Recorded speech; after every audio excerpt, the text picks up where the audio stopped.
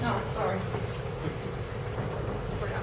You have to forgive me, I'm an old guy and this is nap time for me. So I kind of fade out here, Tony, just throw some water on me. So my presentation is entitled Updated Risk Assessment of Ponto-Caspian Fishes to the Great Lakes, and I think Sandy's presentation was a nice segue. We should talk about the importance of risk assessment in terms of early detection and monitoring. Before I get into the actual presentation, I would really like to thank the contributions of the principal investigators on this project, Doctors Randy Snyder, Lubia Berlicova, and Sasha Karateev, who did all the analysis, and the latter two PIs did an extensive literature search, actually going to some of the former Soviet bloc countries and translating some very important information so we can update the risk assessment for some of these species of risk. So thanks to them and thanks to GLRI for funding this project.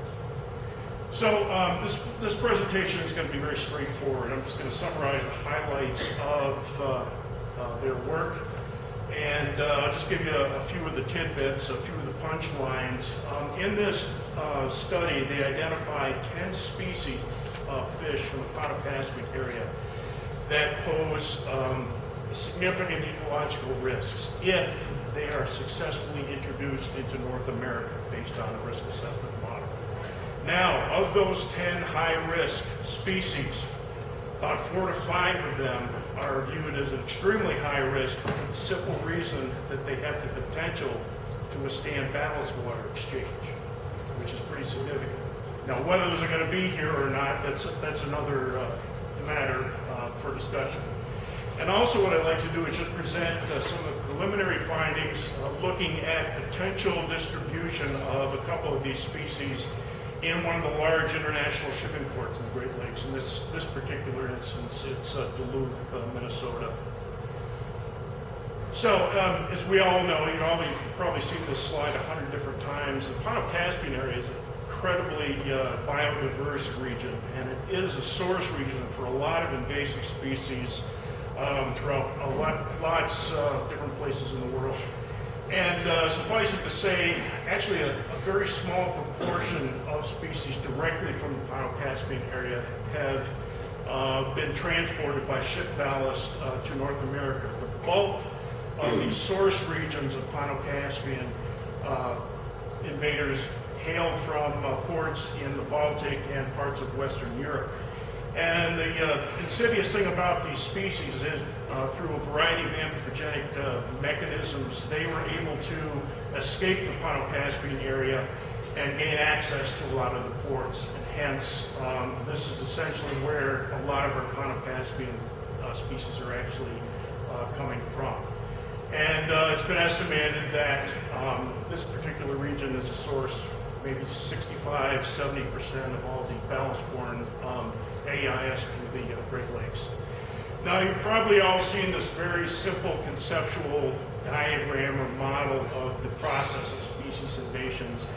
It simply shows the gauntlet or series of filters through which a species has to undergo in order to be a successful invader. And one of the things I'd like to talk a little bit about, and I kind of alluded to it, let me jump back here, is to talk about the mechanisms of ballast transport. As we all know now, all international shipping is required to exchange mid-ocean their ballast that they've taken up at their home ports with open seawater. So consequently, you have to ask the question, how effective is ballast water exchange in terms of reducing species introductions? Now, are there species with very broadly irrigating that could potentially still get through ballast water exchange? So,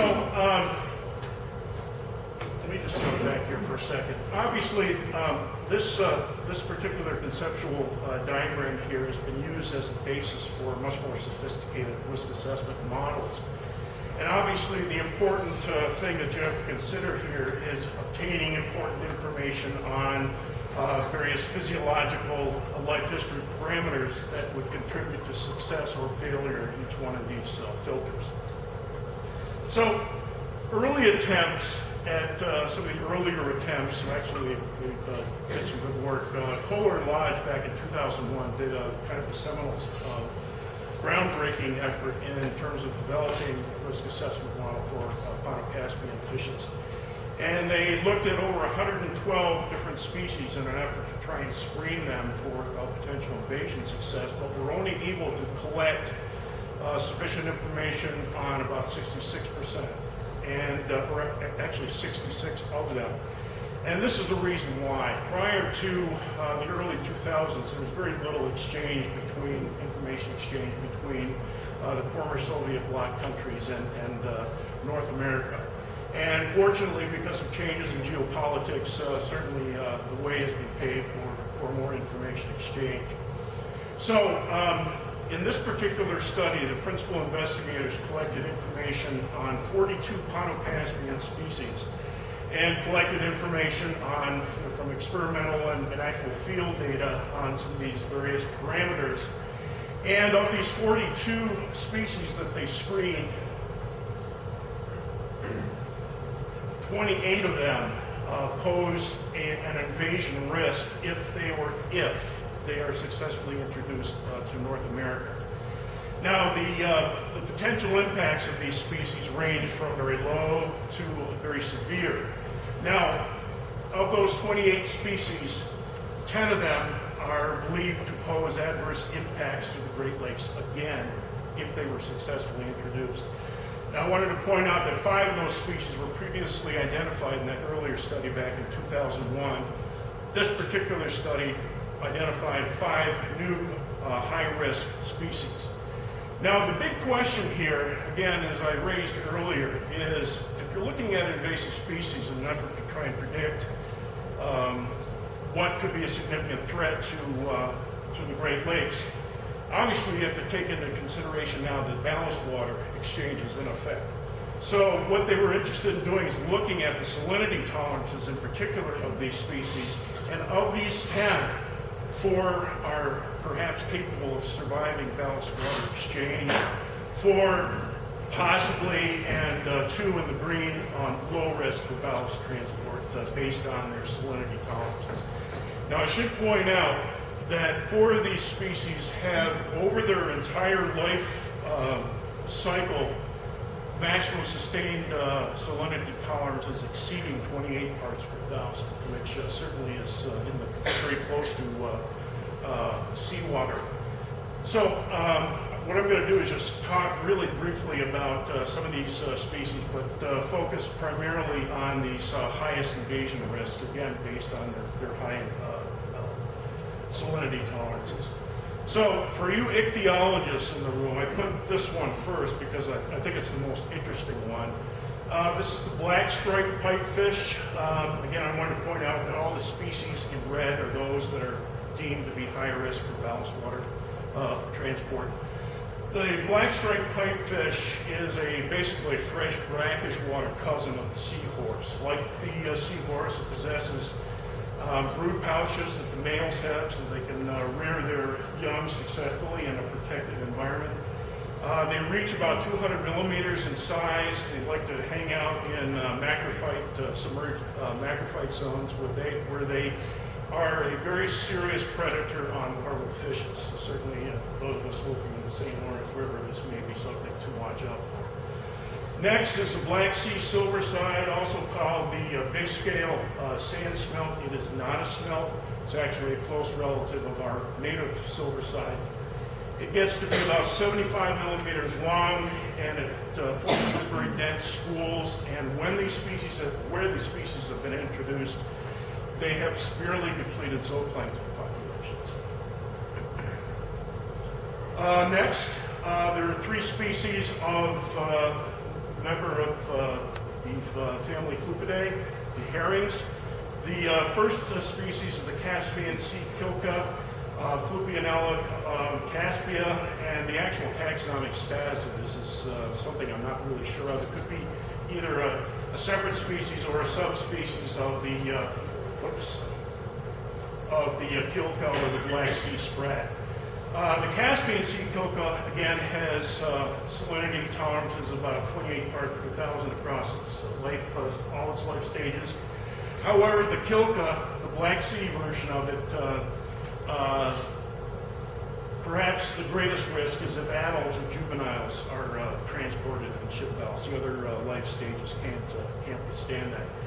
I will tell you that the Kilcombe Black Sea spread has a well-documented history of becoming landlocked.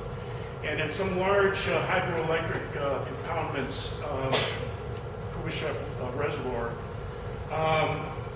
where these species became dominant, populations of native smelt and corridonids declined dramatically. So you have to kind of wonder whether there's some sort of recruitment mechanism going on there. Last one, the Clupidae, the Black Sea Shad, not really deemed as a high risk because of its salinity tolerance. Probably maximum about 17 to about 20 parts per thousand. It's very similar to the alewife, same genus, except it has well-developed dentition, and it's notorious for preying on larval fishes and juveniles. Now, more gobies, yay! The highest risk, perhaps one of the highest risk species identified in this study was the monkey goby. That was a very interesting species for the simple reason that it is capable of hybridizing with round goby. It achieves the size, a maximum size of about 200 millimeters, and is a voracious predator on a wide range of invertebrates, small fish, fish eggs, and tadpoles. So it has, like I said, a much faster rate of spread than the round goby, and the fact that it may potentially hybridize, which with round gobies here is certainly a reason for some concern. The other two species, Volga dwarf goby, Caspian bighead goby, again, not viewed, maybe a moderate risk of introduction. Again, that salinity range being from about 17 to about 20 parts per thousand total salinity. Now, last but not least, the reason I put these on here, these have the lowest risk of surviving ballast water transport, but I put them in here for the simple reason that despite the fact that they can't get here, likely can't get here by ship ballast, the Eurasian minnow and the Eurasian or European perch are often very popular in the aquarium trade. So this may be another way for these organisms to get here. The Eurasian minnow probably gets to be about 125, 150 millimeters long. It has perhaps the most phenotypically plastic characteristics in terms of its life history. It prefers cold, well-oxygenated streams where it is a notorious competitor with young ground trout for drift. The last species I'm going to talk about, just again very briefly here, is the Eurasian perch.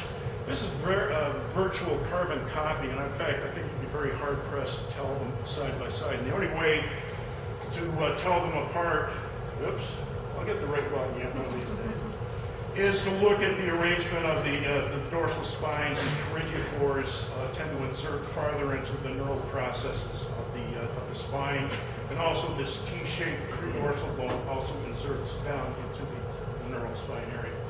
But other than that, that's the only way you can distinguish them, morphologically. There are some genetic barcodes for both species, but I'll leave that situation up to the geneticists. So we do know that these ports are dominant areas for ship traffic coming to the Great Lakes, and we also know that these ports over here, boy, I told you I was tired. These ports over here are the major shipping ports that receive international shipping. So I guess one thing that we should begin looking at is actually doing some screening in these particular port areas for the presence of some of these high-risk ballast-borne invaders. In fact, one study has been completed by this research team in Duluth, Minnesota, which again receives a lot of international ship trade, and they looked at several different things, habitat preferences of the potential invaders, as well as identifying native surrogate species that share the same ecological characteristics, ecological analogs to some of these predicted invaders. And I'm just going to look at the monkey goby here in the interest of time, but the indicator species where, in other words, where you find mottled sculpin, log perch, and some of the other species, those are most likely areas in which to focus some of your early monitoring efforts. And I should point out here, anybody see the irony here about established Ponto-Caspian species being used as surrogates for identifying where some of these high ballast tolerant species can inhabit.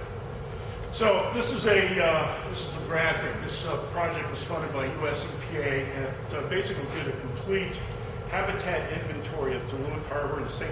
Louis River area estuary, and it looked at a variety of habitat types, currents, fish community structure, and you see the different color zones here. They all refer to different aquatic habitat types. Now, what was done in this particular study was just simply looking at, all right, we know where, we have an idea of what the habitat preferences are for some of these predicted invaders. I picked on the monkey goby here. And as we see, a considerable portion of the St. Louis River estuary could support, at least habitat-wise, the monkey goby. Now, if you look at the presence, absence of some of these indicator species that I just listed here, you also see that a large portion of the estuary also supports those indicator species. So, I guess those areas here, which overlap with the indicator species, might be the ideal places to set up early warning, early monitoring programs. So, in summary here, and I told you I was going to finish up, and ordinarily this presentation takes me an hour, so I'm like going like crazy here. So, just kind of wind things up here, this study actually identified 10 high-risk species. In other words, they pose an invasion threat if they're successfully introduced. Again, the wild card being ballast transport. And of those species, 4 of them pose the highest risks simply because they have a maximally sustained tolerance of salinities greater than 28 parts per thousand. And remember, one species I mentioned only has a salinity tolerance in that range as adults of juveniles, and that's the only life stage that could potentially be transported in shipyards. So, I guess with that, one of the, talk about the next steps. Obviously, because of this, risk assessment studies like this, perhaps we should consider revising our species watch list and start looking for some of these potential invaders. And certainly one important tool we've all been talking about, we saw yesterday at the workshop, is eDNA. So perhaps we should start developing primers for some of these high-risk species, which could be done in a matter of hours. And also it might help to develop some of these eDNA primers for some of the surrogate species as well. And again, begin to monitor some of these high-risk habitat areas. And I kind of threw this last one in, just as an aside here. One thing that I don't think we've really addressed enough in some of these risk assessment models is what about the effects of climate change? We all know from the literature, at least in recent years, that there's a lot of projections in terms of species invasions will probably increase as a result of climate change. Is there a way that we can integrate some of those climate projections into these risk assessment models? So that's all I had. Thank you very much.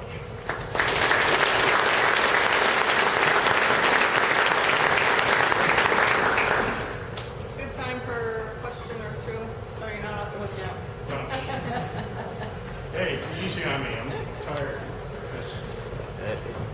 Just to flirt with blasphemy a little bit, those clupids, or do you know anything about the thymidase level in those? No, but that's an excellent question. We do know that in the Baltic, a related species, the sprat, the true sprat, Spratus, contains high levels of thymidase. Okay. So I think clupids in general are notorious for that, but the sprats, true sprats, Spratus, are linked to recruitment failures in Atlantic salmon too, in Yes. Is there any thought of trying to add some of these highly invasive species to the, working with the invasive species unit at DEC to add them to the regulated and prohibited list that they have for the state? Because all those species had assessments beforehand. Yeah, so this I think seems that's an excellent idea, but I defer that to Phil Holbert. But yeah, I will have a fact sheet publicly available on, which does a little bit more detail as far as the species descriptions, which will be available to the public, and I'll make sure that, you guys have it on your websites. Yes? So the monkey goby, the site name means river goby, is that likely to penetrate into rivers Yes. and tributaries? Yes. Around rivers? I forgot to mention that. They are highly migratory, much more so than the roundwood, and they can tolerate higher current levels. So it's quite a pernicious little critter, and I hope like hell it doesn't hit here. Yes. One more? What's enforcement or testing of compliance with ballast and solids? I don't know that, and I should. I know that there is a monitoring program underway to monitor salinities, but the question I have is, is every ship monitored for salinity? I don't really know that, but certainly that would be worthwhile